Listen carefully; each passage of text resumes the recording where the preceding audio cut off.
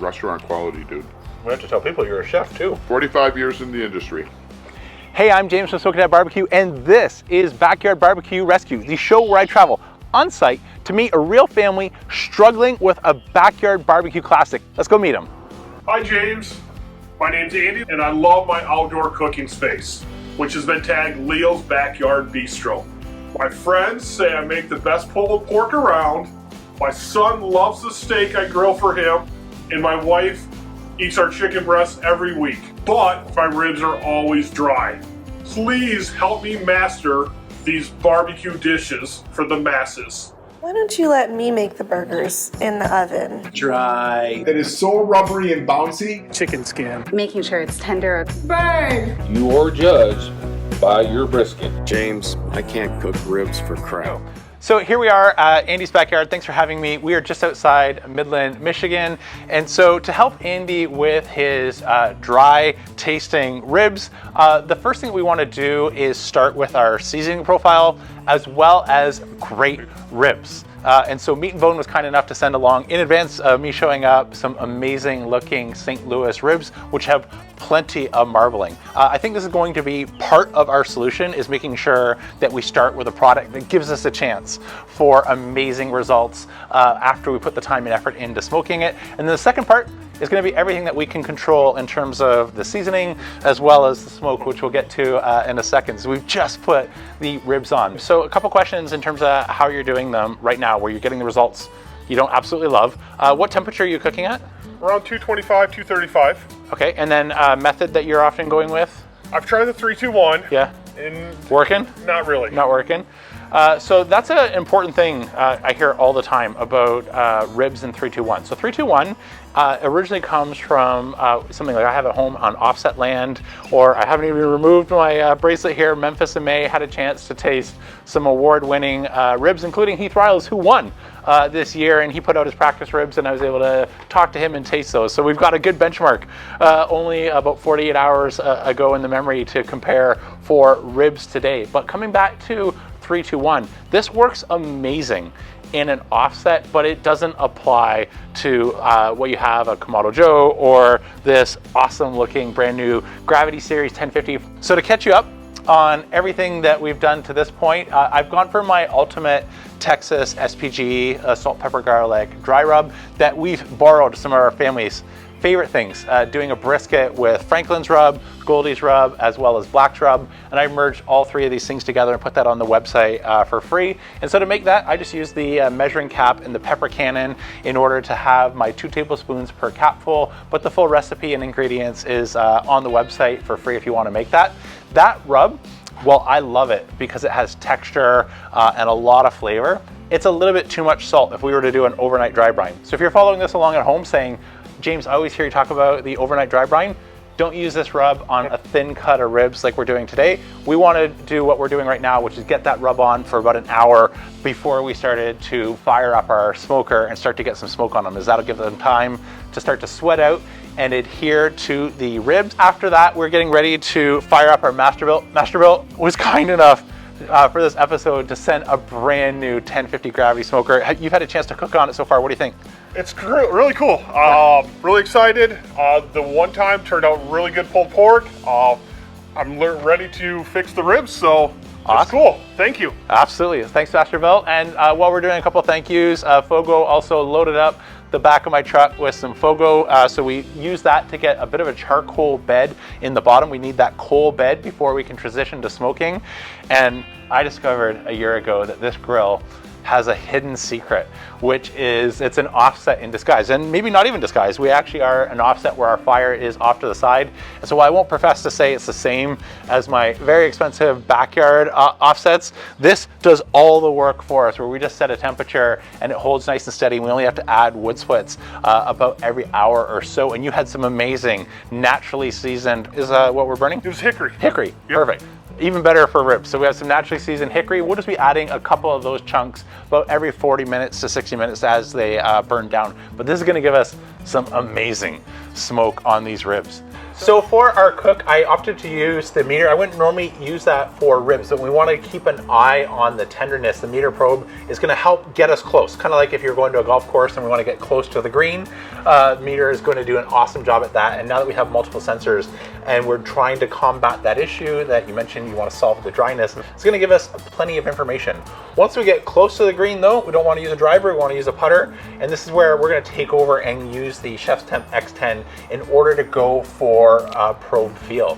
Since everybody has sort of a different palate in terms of what's tender, not tender, dry, I opted to do a foil boat on one of our racks. Yep. And this will be the same whether you're cooking on Kamado Joe following along at home or you're using something like our Masterbuilt Gravity series. Is the foil boat will help retain a little bit of extra moisture as that lard, or I call it tallow, it's not tallow with pork, renders out of the ribs and it starts to braise in it. So we did one of each to find out what Andy prefers, and then you could apply that moving forward either on a Kamado style grill or something like our Masterbuilt.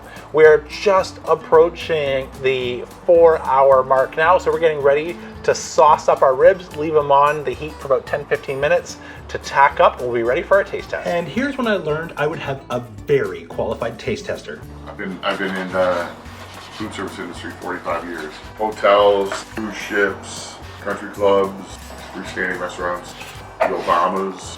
I was with them, Dr. Oz, Governor of Georgia. How was that?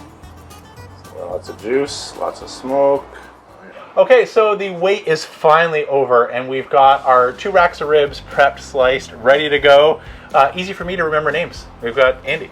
Yes. There we go, ×2. Andy's, yeah. Awesome. So the front rack of ribs are the one that we did the boat, and the back rack are the ones that we just did straight. And again, this is really just to come down to the mouthfeel preferences that you have, and you can adopt whichever method you end up liking moving forward on whichever grill you cook these on, whether it's your Kamado Joe or the Masterbuilt. Sound good? Absolutely. All right, well, why don't you dive in? Which one? We'll all start with the same one, but we're at your house, so why don't you get to start us off? Which one do you want to start first? Let's go with the boat first, please. The boat. All right. Okay. Grab your Roll choose the your boat. weapon. All right. Choose your weapon. Go right in the middle. Yeah. Super juicy. Nice smoke ring. That looks good. Beautiful. Yeah. Oh yeah, look at that. Cheers. Cheers. Cheers. So that for me, that's what I like.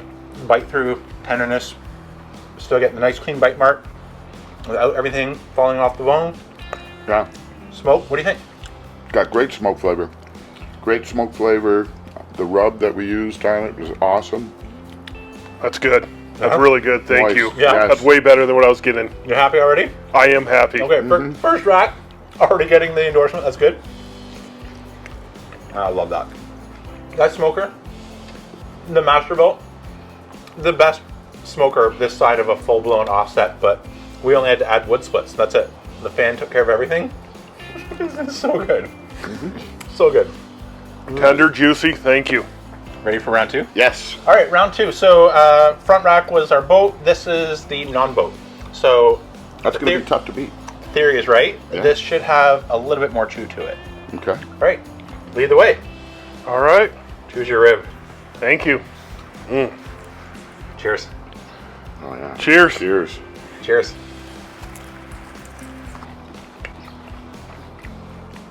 Once again, bite through, exact texture we want.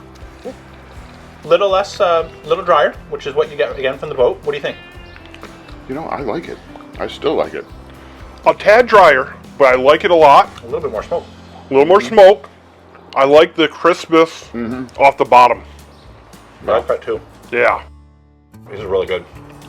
Restaurant quality, dude. Outstanding. These are nice. These are nice. We have to tell people you're a chef too. Yeah. 45 years in the industry. I think I like these. I'm okay. I'm taking it a touch drier Yeah. for that char Yeah. That's on the bottom. yeah. What's your pick? I'm Man, going, it's tough. I'm going B. I'm going number 2. Yeah, number 2. I'm with you. I think B2. Yeah. Yeah. Because of that char on the bottom. That's Yeah. just the extra crunch, that layer of flavors. A little bit more texture, right? Here it Absolutely. comes. The cayenne. The heat Yeah. on the back. I like it. I love it. Awesome. Well, so final verdict.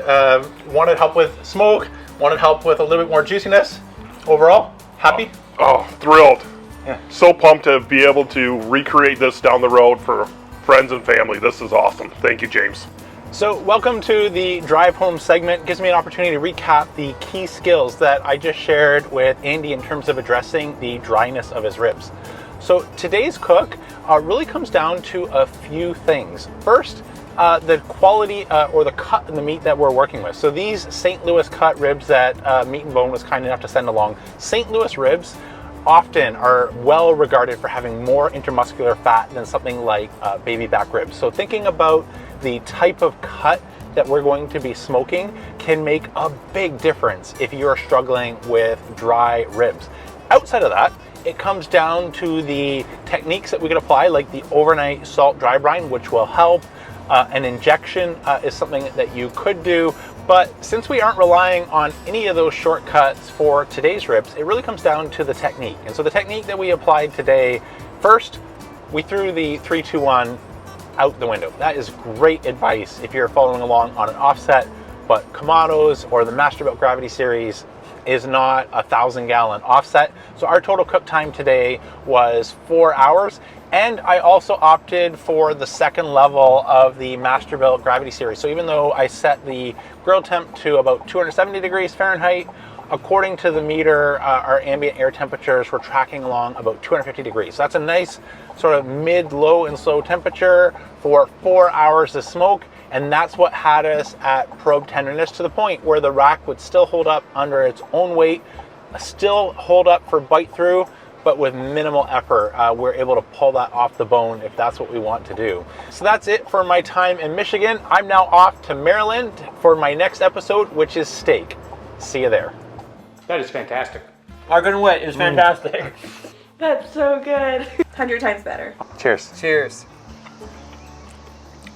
This is night and day. I would eat this every day. That's incredible. Nailed it. Awesome. I'm gonna have that.